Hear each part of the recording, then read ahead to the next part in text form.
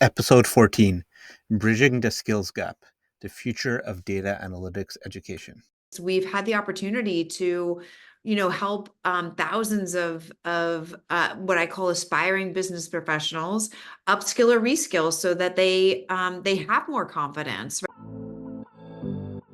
Welcome to the Data Nerd Podcast. I'm your host, Nisar Ahmed. Join me as we explore the inner data nerd inside all of us. Dive into the world of data alongside special guests who not only share their wealth of experience and knowledge, but also unveil what truly makes them data nerds. This podcast is brought to you by Business Intelligence. That's Biznis Intelligence. You can subscribe to my YouTube channel at Business Intelligence to stay up to date with Tableau training and the Data Nerd podcast. Connect with me on LinkedIn or stream the Data Nerd podcast across all major podcast platforms. Welcome everyone to the Data Nerd podcast. Today I have the pleasure of welcoming Sara Leoni as our guest. Sara is the CEO and founder of Ziplines Education, a company partnering with universities to offer industry-focused certificate courses for the digital workforce. Recently rebranded from GreenFig, the company announced a 6.4 million Series A funding to address the skills gap. With over 20 years of experience, Sara excels in building and motivating high-performing teams, driving growth in impactful business. A sought-after speaker, she has presented at events like ASU+GSV Summit, Dreamforce, and UPCEA Annual Conference. Before Ziplines, she was CEO of Rafter, where she helped save students $500 million on course material. So welcome, Sara. A pleasure to Uh, have you on the Data Nerd podcast. yeah, excited to be here. And we'll get into some of our history on, how we know each other. But before we do that, I do like to start off with an introductory question. This being the Data Nerd podcast, I do like to ask all my guests if you're a data nerd. And if so, tell me your story when you realized you were one. Yeah. I mean, I was just having this conversation with somebody as I was telling them that I was coming on this podcast. So first of all, thank you for having me. Of course. And my answer to this person, this gentleman I met with, was I'm an aspiring data nerd, which isn't exactly true. I mean, I think I would love to be a bigger data nerd. In my current role as CEO, I would say I probably don't have as much time as I would like to dig into the data. I usually am more reading the tea leaves with the team who's presenting a lot of the data.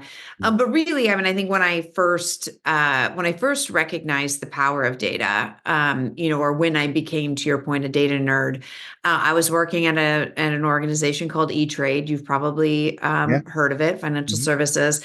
And there was a debate around, using a particular color in this email. And, I was like, can we just look at the data?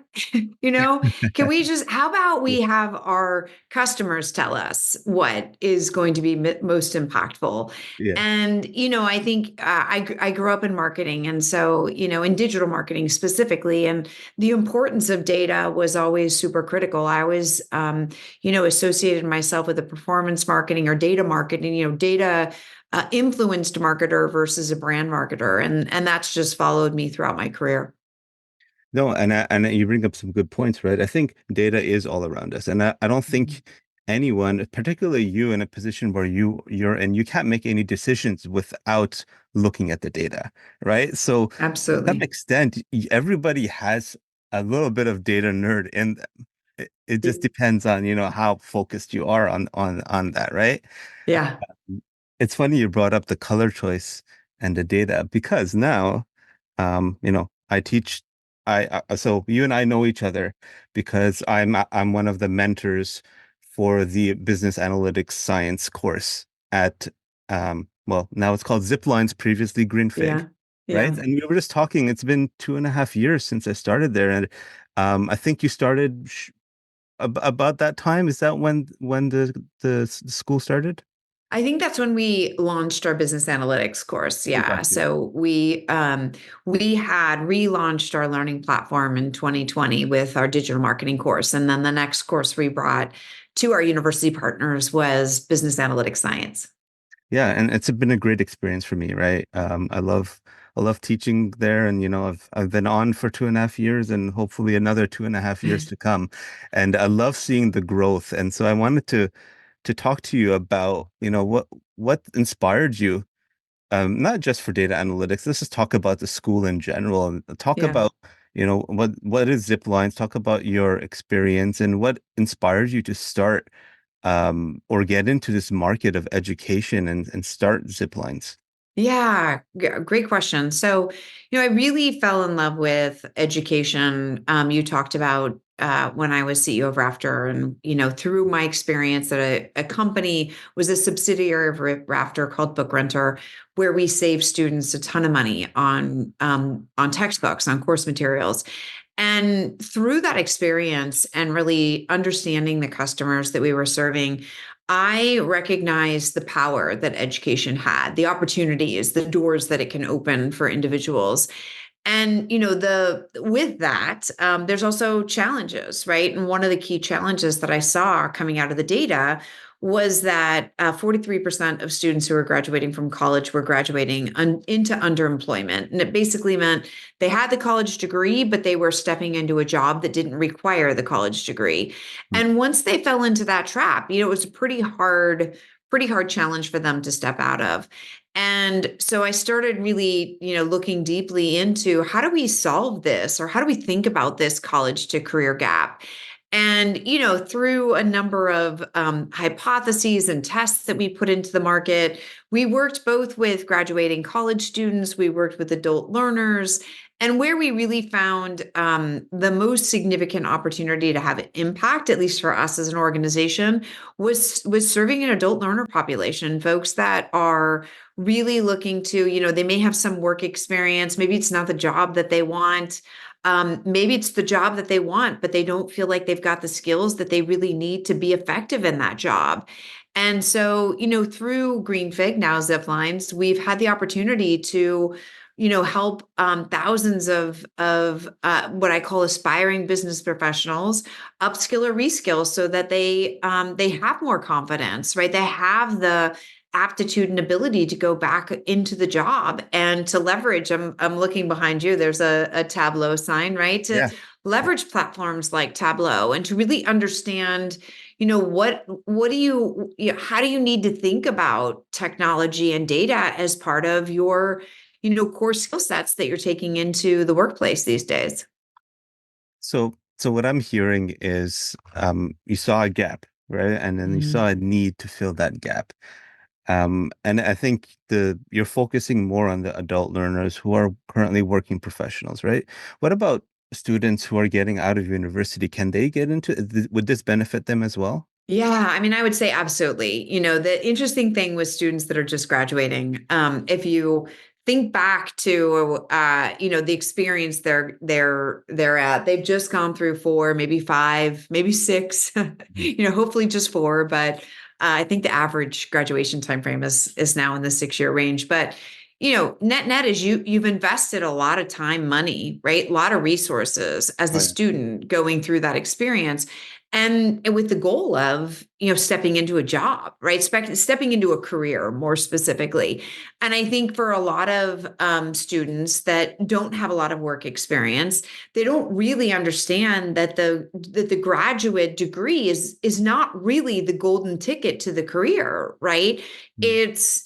It's the skills that you're picking up in the process, whether those are soft skills or what I've heard people call power skills, or whether they're really things like digital skills or more specific hard skills that employers are looking for. And so, really for what we have found, through our experiences is that it tends to take 12 to 18 months for students who are newly graduated to recognize that they may not have enough for what employers are looking for. And that's when they tend to say, hey, we'd love to, enroll in this program and absolutely, welcome that constituent of learners. But it's not the most predominant percentage of the overall students that we serve. So are there any requirements to get into the courses?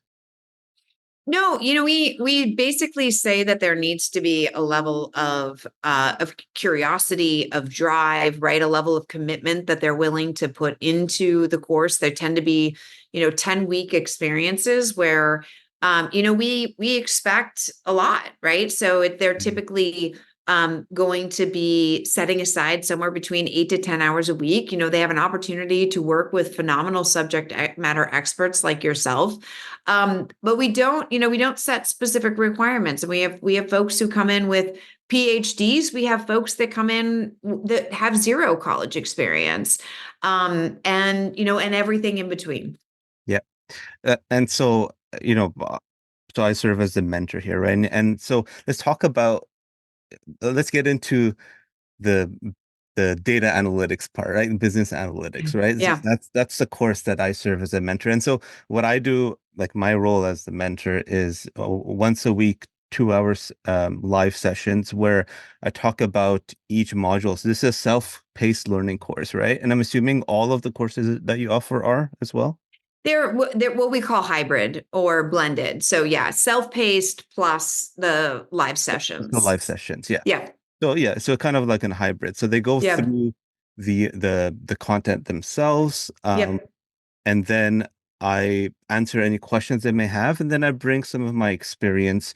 I work in the industry. I work in data analytics, and so I think you try to look for when you're looking for mentors, you're looking for more experienced mentors who kind of can get into some of their experience to help the learners. Is that what you look for when you hire the mentors? Yeah, absolutely. I mean, we look for folks that are super approachable in their nature. I think learning is an incredibly intimidating experience. And so we talk a lot about authenticity, right? We talk a lot about really people who have a strong desire to engage and help to train the next generation of professionals. And so it's really a combination of there's an empathy type that you need to bring to the table, but then there's also, yeah, like we want people who have tried and true experiences, who have lived through the good and the bad, right? And we actually think that's a really important part of the story to share with our students, is that not everything is easy, right? Not everything is going to come to you. There's a lot of times that you're going to fail and a lot of times that you're going to succeed, and you can learn from both of those things. I couldn't agree more. And I talk about that even in my classes when I talk Mm. to the students. I tell them you will fail. It's just Mm. part of life, right? Like you don't who are you a baseball fan? I played softball my Okay. entire, yeah, pretty much my entire Does life. anyone So ever bat 1,000? no, Right? And so no. sometimes you'll get out, sometimes you'll hit safely.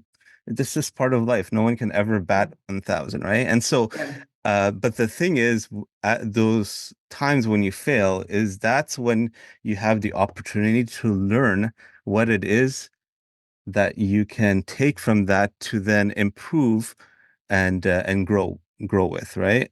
Yeah, And absolutely. that's part of the learning process is failure.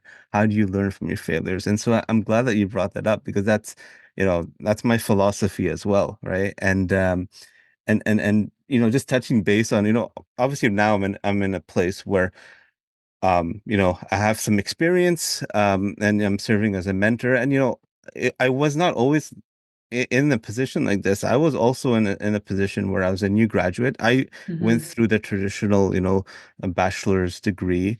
I didn't get a job right out of college. I kind of had to get a role not in data or not in analytics. I started working, doing technical support, in the call center. And then from there, kind of find my way within the company to move into data analytics. And that was my path in, right? And so Yeah. everyone has their way in. And I find that, as you said, that this course or this school that you have is really helps and enables people to find that path in because number one, they have some structure, right? They say, okay, I want to get into data analytics. What do I need to do? Oh, here's a certificate course. And you partner with universities across the country, right? Can you talk It- about that?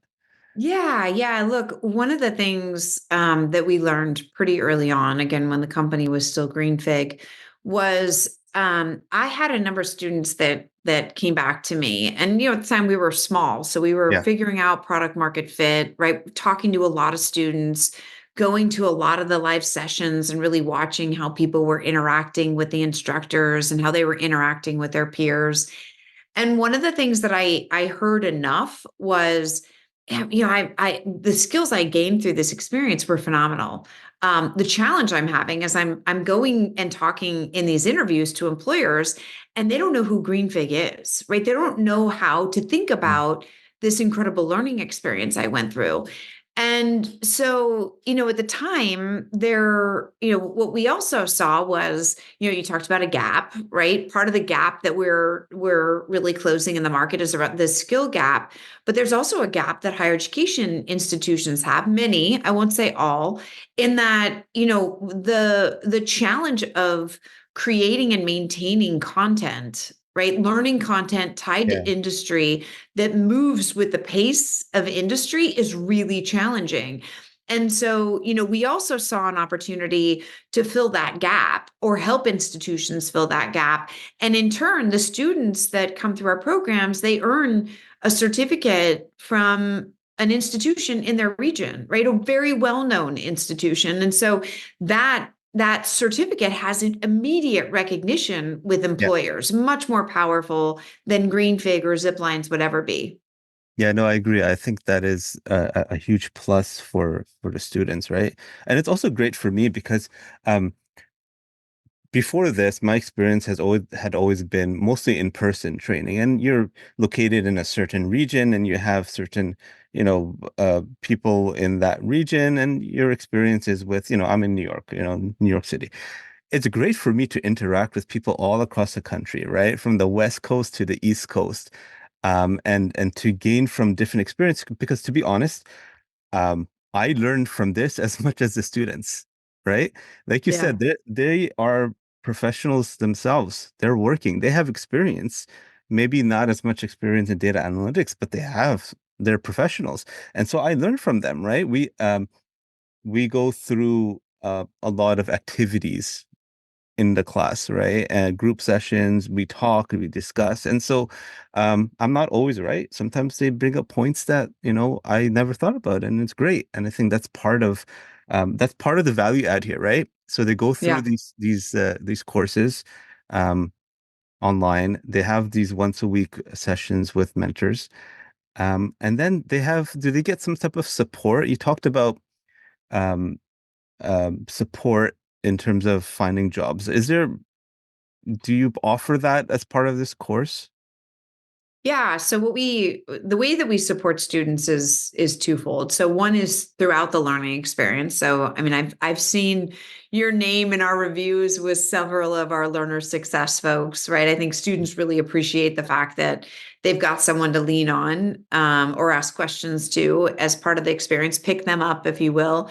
And then really at the end of the course experience, what we've brought to our students is what we call our career hub. And our career hub is a combination of, similar how our courses are, asynchronous content that they can access, whether it's learning how to negotiate an increase in pay or negotiate a new employment agreement, or it's, dealing with an applicant tracking system, or it's just, how to manage the interview process, especially in this very remote world.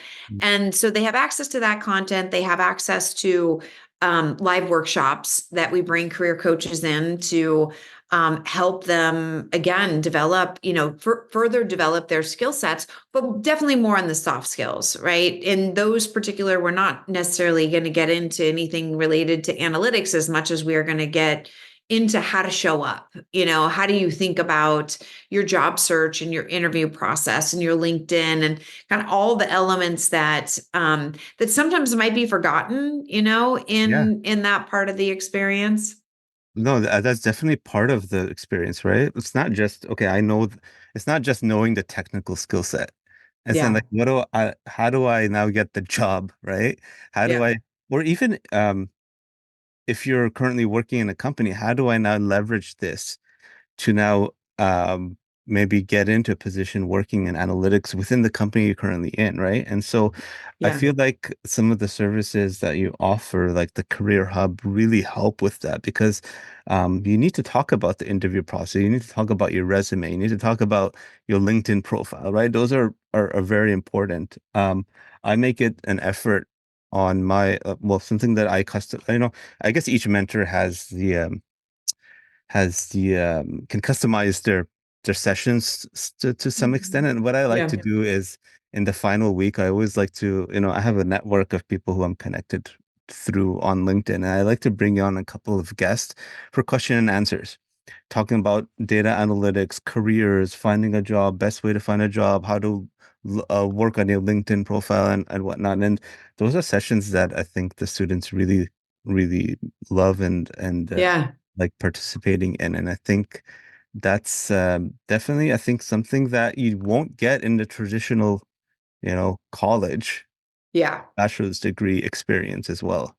Yeah, for sure. I would say there's some significant differences between, and again, part of the value add that we bring to the institutions is whether it's, the relationships that we're developing with companies like Tableau so that we can make sure that we've got, students have access to the platform to, making sure that they have some level of support on the career side. And, one of the things that we hear pretty consistently is just understanding the lingo and what questions people might ask in an interview that relates to, in this case, business analytics. Mm. The other thing is, for a lot of folks, because they may be in a job and they're trying to move toward. So, like you talked about being, an IT technical specialist. I don't know if I got that exactly right, but it's like, how do I take on more data analytics projects so that I can show my employer that I have chops in these areas? And so helping people understand, how do you go back into your organization and how do you start to carve out projects that you can take on so that you can showcase some of your newfound skills. I think that all of that is a really important step to student success. Yeah, yeah. So, like you talk about the student success, right? And so I have interactions with them throughout. It's either 10-week courses, right? Mhm. Um, we stay in touch, meaning I always encourage them to connect with me on LinkedIn, right? But um, I don't quite, obviously I move on to the next course and I have a new batch of students. Yeah. Uh, and so I don't always hear the success stories or what happens afterwards. And perhaps you might have some insight on that. Can you share maybe a few success stories from students who have taken the courses, whether it's data analytics or not? Yeah, yeah, we have lots, and that's one of the things that, is so powerful about the work that we do. I think we measure a lot. And again, this gets back to being a bit of a data nerd. We started Hmm. measuring a lot from the very, very beginning. We wanted to make sure we really understood what were the opportunities within the learning experience. Where were we hearing feedback that maybe a particular subject area wasn't as understood, et cetera. And so we measure throughout the 10 weeks, we measure at the end of the course, we measure 6 months later. And, in that, we get to pull out stories of people who have had really profound impact in their careers. And there's actually just a gal, I'm not sure if she was in one of your cohorts. I'll have to check, Hmm. but her name is Nikki, and she was Yes, in she was my student. oh, she was. Oh, I love that. I know what you're talking about because she tagged me Yeah. on the post in LinkedIn on this. But go Yeah. ahead. Yes. Yeah, yeah. I think she was in an appraisal role. She Yeah. took the business analytics Yeah. course to gain analytics skills, and she was able to parlay that into a completely new role that gave her completely new opportunity. And we hear those stories over and over and over again. And again, it's what's great about those stories is most of the time they're also thanking their instructor, right? They're thanking the mentor because the mentor had a really big impact in terms of their learning experience. We have another gal who came through our digital marketing course who Mm. was working at Chick-fil-A, and knew she wanted to have an opportunity to do more and took the digital marketing course and was able to parlay that into an entry-level digital marketing job, right? Which gave her a significant boost in her income. And it's hearing those stories and being able to play those stories back, not just to our team that loves it, ideally to our mentors, right, so that they get Yeah. to see the success, and also to the institutions so that they really understand the impact that we're all having on people's lives. Yeah, no, great stories. When you mentioned Nikki, I knew right away what you're talking Yeah, about because she was a great student, and I'm happy for her, and I'm happy yeah, for all the students, right, and their success. At the end of the day, that's why we're doing what we do, right? That's why you're doing what you totally. do, and I'm doing this to help people and to help them be happy and grow in their careers, right? Yeah. And I'm glad that institutions such as Ziplines is allowing them to do that. Can you talk about the it used to be GreenFig. Why the Yeah. rebranding? Yeah, I mean, a handful of reasons. One was, the GreenFig name. So, by way of background, the company was originally incubated out of a venture capital firm, and they brought me in to basically figure out what's the go-to-market. At the end of the day, what is the product, and how do we think about building this business? And, so for me, GreenFig, which if I peel back what that means, green, if you're green at something, you're newer at something. And fig is a tree of knowledge in certain cultures. And so you pull those things together and it kind of fits into, where we were at. I think the real opportunity that we have is when you think about the pace at which technology is moving, lifelong learning is critical to professionals, right? It's not one and done. You don't refresh your skills once. You have to continually build your skill sets whether it's jobs are changing or things like generative AI pop in and we Oh continue to yeah. see how quickly that evolves, Yeah. right? But the idea is like you're going to have to come back. And so this idea of zip lines actually came from an experience I had ziplining in the Santa Cruz Mountains here in the Bay Area, where, first of all, it was terrifying. I'm deathly afraid of heights. It was Mhm. terrifying. It was exhilarating. I felt like, because we were ziplining from tree to tree, I felt like every time I got on that zip line, I always felt safe, right? Because I was Yeah. strapped in. So you felt like you had a lot of support and you felt like you accomplished this incredible goal when you got to that next landing pad. And to me, going through that experience and thinking about what we were building here at Ziplines, I was like, that is such an interesting metaphor for how learning is in today's day and age. And so, it's really meant to support how we think about the future of the business and our product. I love that metaphor. This is the first time I heard about that. Hmm. Uh, I I love it. I love that. I love that metaphor. I'm going to actually use that and talk to the students about that as well. Good. Yeah, I Right. love that. Yeah. Yeah. Yeah. So you also talked about staying up to date, like this always Mhm. changes, right? How do you keep up with like in data analytics, right? We're getting into Yeah. this, artificial intelligence and how much that will impact the content of the course. And me myself, like I have to keep up to date as well, and I have to Yeah. keep learning. It's not just the students. I think the instructors, the mentors, everyone has to always keep up to date. So how do you Yeah. ensure that your courses stay up to date in this, rapidly evolving field?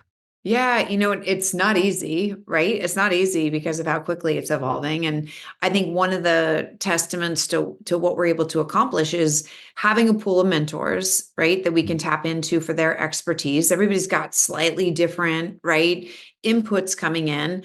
And then specifically in the AI world, I mean, we're treating that very much as its own very specific and intense area of focus for us.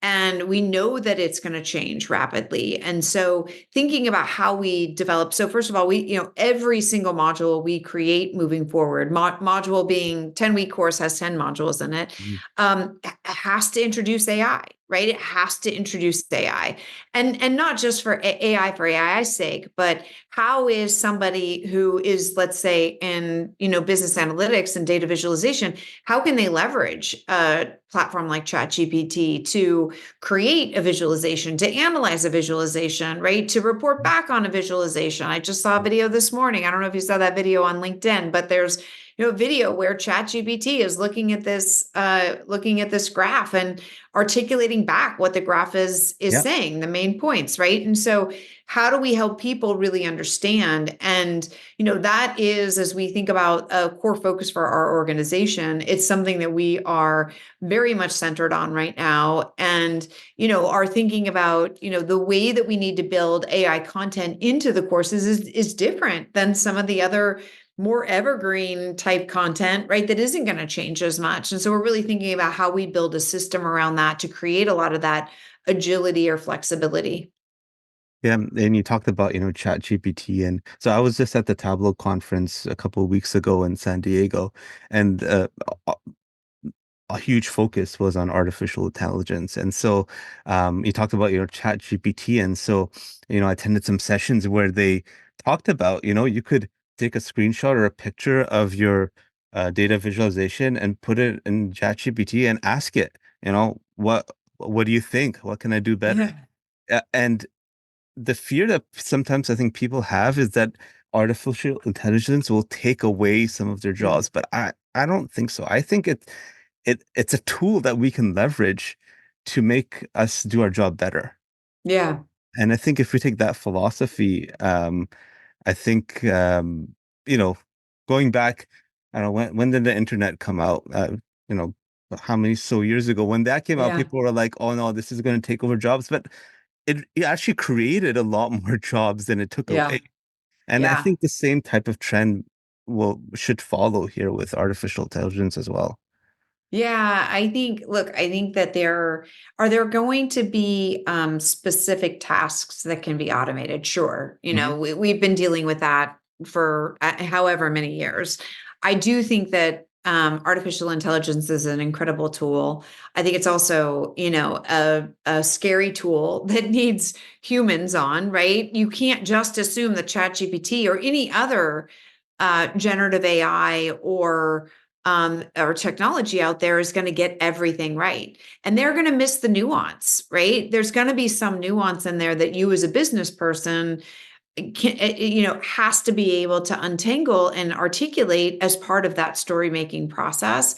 And so, I think like we use a tool like Tableau, or like we use Google Analytics, or, Atlassian Jira for our project plans, Hmm. AI plays a role in any which one of those in different ways. And so I think it really becomes more about how do we help people get comfortable with AI, right? How do we help them understand what are the benefits, what are the downsides, what are the risks, right? And understand the limitations and capabilities. If we can do that and keep people appraised of what the changes are, I think the sky's the limit. Yeah, no, I agree. I agree. So when I started back in 2021, in the fall of 2021, starting mentoring, um, you know how many people I had in my live sessions at that time? Um, not like 14. No, I had like Okay. one or two per Uh, week, right? yeah. Now, we have each cohort is over 100 students, and we have Mhm. multiple cohorts, Yeah. or like two going on at the same time, Yeah. right?